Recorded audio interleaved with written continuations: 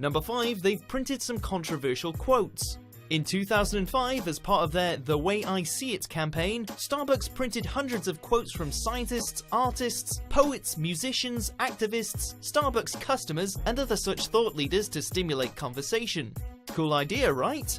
The thing is, while most companies would have gone for benign quotes, Starbucks managed to offend beverage drinkers from all walks of life.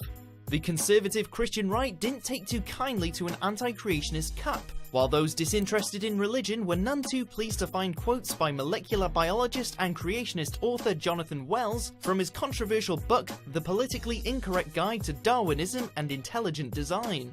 At least the contradictory quotes made for an interesting blend. Ah, gotta love the box. What? Number 4, they have covert coffee shops. We met at Starbucks. Not at the same Starbucks, but we saw each other at different Starbucks across the street. Call it research, diversification, or room to experiment, but a multinational coffee franchise setting up locations in the guise of independent local cafes seems a bit dishonest. Starbucks has earned itself a fair number of conscientious objectors over the years, and so the company setting up unbranded shops feels like a manipulative ploy to trick counterculture coffee drinkers into giving the company their business. To be fair, Starbucks hasn't hidden their involvement in these shops. The phrase "inspired by Starbucks" even appears in small font under the logo. Apart from that, however, every attempt is made to avoid connections to the company and the brand baggage that comes with it. Number 3, the drinks they serve are insanely high in calories. It's not like Starbucks keeps their nutritional information a secret, but unlike fast food restaurants where caloric guilt is implicit, a beverage from a coffee shop, even with all the fixings, doesn't automatically make you think big calories. But in the case of Starbucks, it should. First, it should be noted that Starbucks coffees contain, at every size, significantly higher amounts of caffeine than your average cup of joe, which can lead to people overdoing it. But it's the calorie count that's truly shocking. A grande peppermint white chocolate mocha contains 540 calories.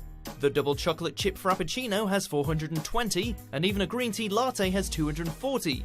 For context, a Big Mac is 257 calories. Put that coffee down. Number 2, their workforce isn't always as happy as they'd have you believe. Greg, with 3 G's. Yeah, you're gonna be this picture of a penis. As an employer, Starbucks tends to get glowing reviews, which makes the company a bit of an outlier in the world of food and drink mega franchises.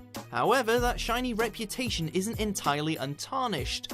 In 2008, Starbucks settled and compensated some 356 workers who were made to work overtime without compensation.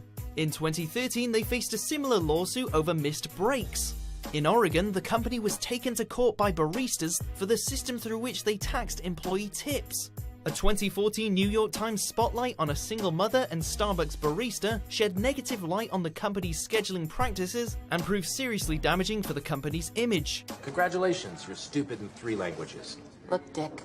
Venti is a large coffee. Number 1, Starbucks' Old Pumpkin Spice Latte was more like a chemical cocktail. Hey, Pumpkin, meet Spice. You guys are gonna be best friends. Of all the seasonal beverages beloved by Starbucks clients, there is none more iconic than the Pumpkin Spice Latte. However, with great popularity comes great scrutiny, and when people began to take a closer look at the PSL, it proved less appetizing. In addition to staggering quantities of sugar, it contained caramel class 4, a coloring agent that produces the byproduct 4-methylimidazole, which has been linked to cancer. Oh yeah, that is not quite right. It also contained potassium sorbate E2O2, a preservative that is a known allergen and has been connected to DNA damage in studies. In 2015, Starbucks